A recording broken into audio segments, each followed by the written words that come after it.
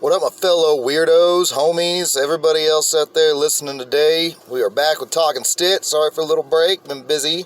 So anyways, today's episode is about history, or his story. You know, that thing told by the victors, that thing that we all learn about through our public education system, you know, the Rockefeller education system, the one that basically monopolized everything. They took our own thought processes away from us, and they simplified everything. If you look into before the Rockefeller education system, by 8th grade, people were learning things that college people aren't learning nowadays. Meanwhile, we're, seniors or juniors or whatever, and we're still learning about trivial shit that we should have actually learned in middle school. Our brains are being suppressed, if you will. So, like Mulder says, the truth is out there. And at the end of the day, we're only listening to one side of the story. And it's kind of interesting, if you go to the doctor and it tells you something kind of alarming, you go get a second opinion, don't you? If it's, that crazy sounding. So we take a lot of things from our childbirth, 1st grade, 3rd grade, 5th grade, even in middle school. We have great teachers that we love. We have teachers we don't give a shit about, whatever. But we'll always remember certain things, certain subjects that we were taught decades ago that we've just never went and restudied again. Like our American history, the world history, free energy, all of these kinds of things are out there for us to look into and understand. But the way they teach you is to get out of school and get a fucking job. 40-hour work week at least, start popping out kids, watch your football games, watch your sitcoms, drink your beer, smoke your weed, take your opioids, all the above, to basically, to diminish you, to make you distracted. You have no time to look into things in life. So if you look back to, the Native Americans, let's start with, you got the story, Columbus sailed the ocean blue, 1492. Okay, well, what's funny is a lot of people don't realize that the Moors were being kicked out of Spain before Columbus and his expedition. So there is so much evidence. If you look into Florida, look into Old Man Florida on YouTube, there's evidence of the Moors civilizing down in Florida, Pensacola, and different places like that. So which one's telling the truth, Rockefeller or real history? If we find artifacts and things, we find things all the time around the world, right? And that's the funny thing about it, is that every time we make these new discoveries, whether it's depths of the ocean, inner secrets of the desert, or Antarctica, or whatever, civilizations here in America, it always keeps pushing that timeline back some more. And it puts them into a corner where they're starting to realize that they've just been pushing propaganda.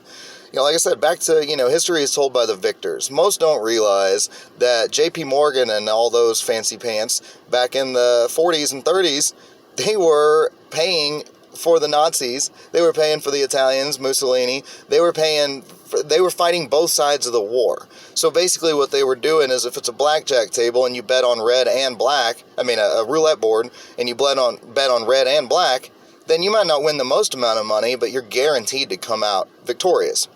And so we see this with every single war that the U.S. has been in. We see it with, ISIS and all of these guys over in, Middle East, Afghanistan, Iraq, Syria.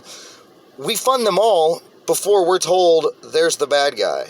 So it's, kind of like a Batman and Robin, or, Batman and the Joker. You can't have Batman if there's no bad guy. So you got to have the savior complex. You set something up to create a solution. That's what government does. Well, what else is funny is if you look up, the Egyptians, the Mayans. See, we all hear the Aztecs, the Mayans, that they were just lobbing heads off and whatnot. Yes, they were. But that, all of these pyramids were used for, burial grounds and, sacred tombs and whatnot. When in reality, we've come to find out the energies in those bricks, the way that they are lined up with the star patterns and everything, these are basically the original power plants. These are people that are supposed to be primitive idiots by today's standards, even though we stare into our phones and our smart cars and everything else constantly. These people were figuring things out, tapping into the earth. We all know the story of Tesla inventing free energy. It wasn't an invention, it was a finding. It was a finding, a rediscovering of something that had been here way before. If you look into Tartaria, if you look into the World's Fairs, and this goes with history, the World's Fairs of the world, the United States mostly, we were tearing down Tartarian structures that we were told we built in a year, 2 years' time, and we destroyed. While you have modern architects that could tell you that it would take a crew of 100 men 10 years to build the thing working nonstop 24/7, so you just decide to destroy it all afterward. I know I'm ranting into a bunch of different subjects here, but my point is the history that we are told are fables, man. They're made up stories. And like I said, you have to use your own discernment to look into things. Just because you were taught something in 4th grade for two chapters in a 1,500-page book, 2 chapters of, your American Revolution, which is one of my favorite subjects of all time. Look into Samuel Adams. Yes, the beer guy. Look into Samuel Adams and see a lot of the things that he was doing, standing up against the tyranny, that nobody ever talks about. He is my favorite founding father. You look into George Washington and find out that he was not the first president of the United States. You look into all these different things. You look into the War of 1812. The War of 1812, some could actually technically say that after that war, Britain has been still ruling the United States for the past 200 years. Yes, these things all sound weird and alarming in the beginning because we even to myself, you look into things honestly in the beginning to debunk them. You don't look into them hook, line, and sinker. You look into them going, bullshit, there's no way that could be true. And the farther you start digging, whether it's NASA or, American Roots or railroads or free energy or even, COVID nowadays, we've got 3 years of history to look back on now. You can notice a lot of fallacies. You notice a lot of inconsistencies, and then that's the first step, because you go to debunk something and you start finding all this evidence that lines up with the opposite side, then you dig deeper. You find a little more. And then you just start to realize that everything has been a lie. And why is it all a lie? Well, it's because we just want, they just want everybody to be distracted. They don't want to pay attention and understand how powerful we really are. The powers your mind can have with the power of manifestation, the laws of attraction, different things.